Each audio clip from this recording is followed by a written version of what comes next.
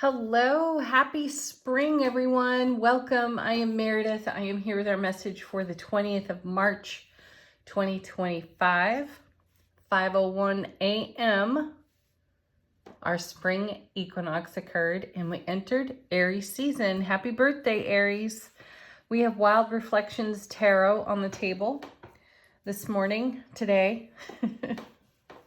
Tuning into the energy atmosphere, what's on offer to us, what's happening out there in the great big old world according to tarot. And our first card is the Lovers, decisions and choices. So the cards have been banging this drum for a little while about making choices, making sure that they are heart-centered choices in alignment with your manifestation. So we're starting the reading there today. So a decision to be made. And I feel like we're finally leaning into it. We've recognized some of the other energies pointed out to us where we have either backburnered something or delayed or procrastinated, dragged our feet, so to speak. And I feel like our feet are being put to the fire right now, and in a good way, because it's all for our growth, expansion, and greater happiness. Let's see what's next. What's influencing our decision? Nice. The Knight of Wands, the card of endurance. Something that's been going on for a while. Again, this message has been pretty frequent lately. There are some of our dreams, visions, achievements that we put out on that horizon and we kind of left them there. And perhaps we didn't, that's where we procrastinated, or we were not tending our dream. And so when we look back in hindsight, it can feel like, wow, that's taken a whole lot of time to evolve and develop. And then we may start in with the ego conversation of, well, you haven't really put much energy into it. So let's not make that any self-sabotage. We did see the Seven of Wands yesterday, and consider just removing the word procrastination and replacing it with divine timing. Another card we've seen recently from the Angel Answers deck. So divine timing doesn't watch a clock. It doesn't watch a calendar. Things happen in just the right moment. And I feel as if some of us can shift gears in that way. Recognize that what we've labeled or judged critically as being procrastination is more an evolution, like steeping the perfect cup of tea. The conditions have to be just so. The flavor has to be just right. And I feel that's what's happening here between the Lovers and the Nine of Wands. Let's take a look at what's next. Yeah, see, King of Cups. Look at this. You don't get more heart-centered than this particular king or his queen. And you don't get more intuitive than these two in the minor arcana of tarot. So this is what happens when we follow through with our heart-centered, intuitive, inner knowing guidance. We make decisions in divine timing, and we are simultaneously challenged. It's almost like a seesaw sometimes of ego, soulful presence, ego, soulful presence, and so on. And I feel like we're breaking that cycle. And if there's a weariness in the journey, it's there.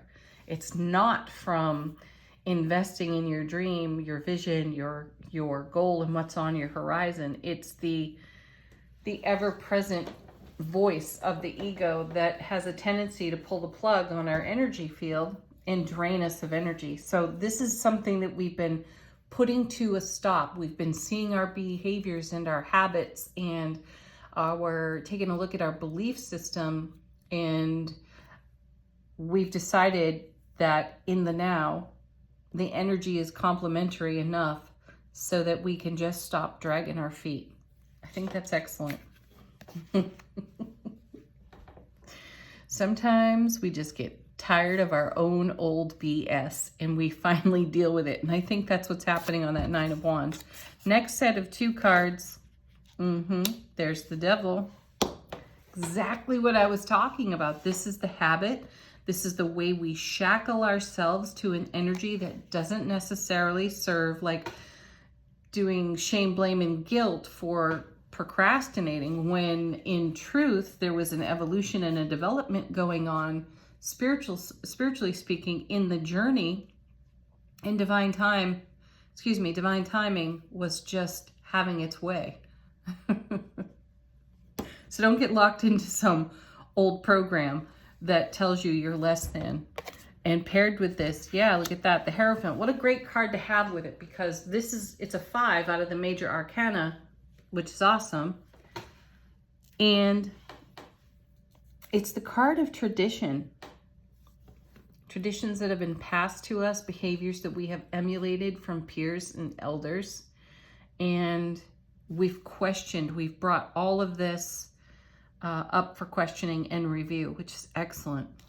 And we're changing things. Next card, Seven of Pentacles. See, back to tending the tree. I just love how these cards work out every single day. Holy wow, folks. So stop your hemming and hawing over old things or things you didn't do back when. Who cares? Let that go now, because you were in an evolution and you were in an age and stage of development, maturity, and growth, so that you could be supportive of your own vision. You need to have the strength to support everything. We saw that the other day in the cards from the Deep Soul Tarot. So here's the Seven of Pentacles. This is an abundant vine. This is where heaven touches earth for us. And we need to tend this vine, and we're doing it. And we're getting over ourselves, Nine of Wands, for things we didn't do before. And that's simply because we were not ready. End of story. And now we are. That's excellent. What's on the bottom of the deck, folks? How's the universe helping us out behind the scenes? Our first card is, hey, Judgment again. We had this yesterday. And, you know, this is in keeping with the retrogrades. And certainly the retrogrades, Venus and Mercury, are going to have an influence on this Nine of Wands for us. And that may be, as we reflect, review, where the ego gets a toehold, Devil card, and we start looking back at Hierophant, everything we do by tradition, by rote, by belief system. And this is where we could get into negative land. So just notice it if it happens, and shift gears when it does, and validate yourself in the process. Next we have card witching.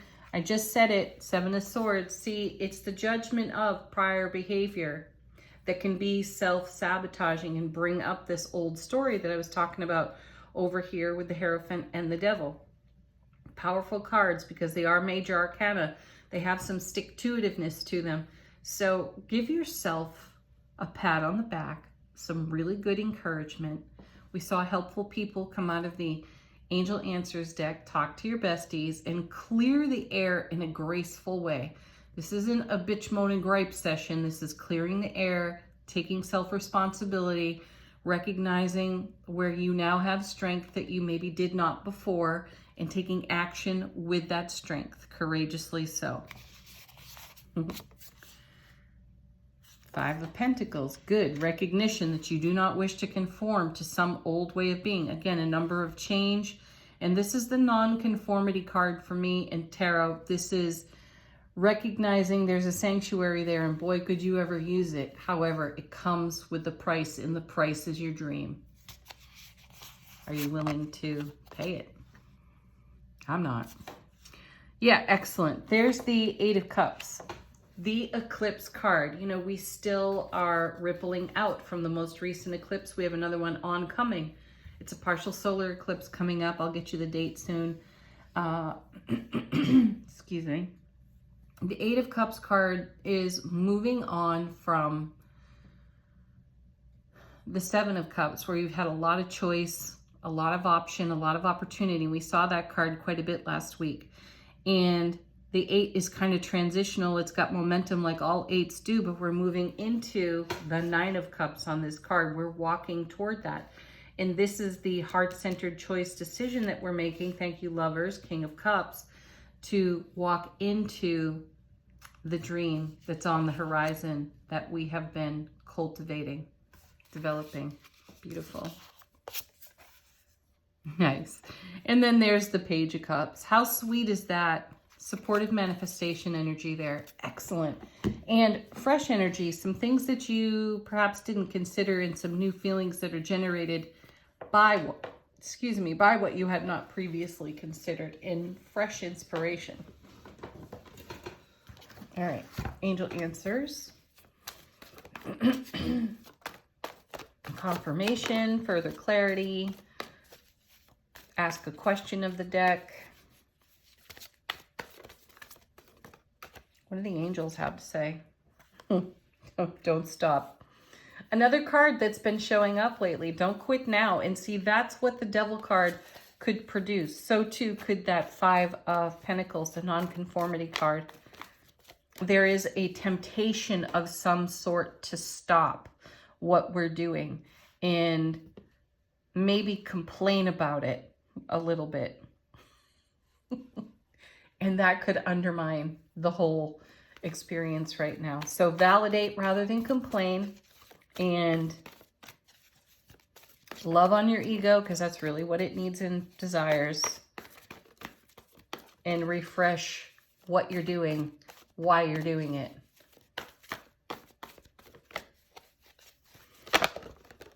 More love, not less, folks, because this is all up to you. And listen to your intuition.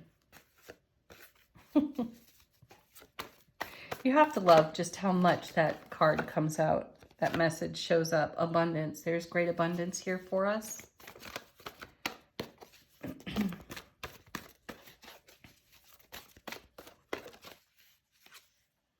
Trust your journey. Trust yourself.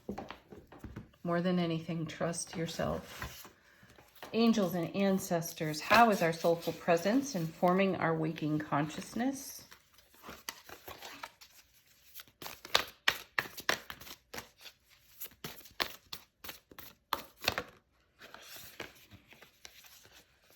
We have, looks like 2 coming out. The Sun. Enjoy success and happiness. And we have Broken Arrow. Embrace the energy of peace. Yeah. I feel guided to this one too. It was on the bottom of the deck, the Druid. Hold the space. Yes, hold the space for your dreams to come to life. Where is that? That's in your heart center. Okay, final word from the tea leaf cards. I'll have you know, these all fell out together. Just in a clump right on the table. So I took every last one of them. The question asked was, what are some quirks, unexpected energies, anything that we need to know about the day or the energy atmosphere today that the tarot cards might not have covered? Our first card is Valley. Deep personal strength and peace that assures success. That's in keeping with the Angels and Ancestors card. Ooh, what a great one to see on the spring equinox, the egg. Nice. Success is assured. With good plans and hard work. Or a long investment. That's what I'm feeling. We've invested a long time in what's coming to life on our foundation. Now we have the Sun again. Twice here in the reading. Happiness and well-being. Awesome. Apple. Temptation will test you. I said that, didn't I? We may be tempted to let the ego have its way a little bit here. That's the Devil card right there. Then we have Harp. Great happiness.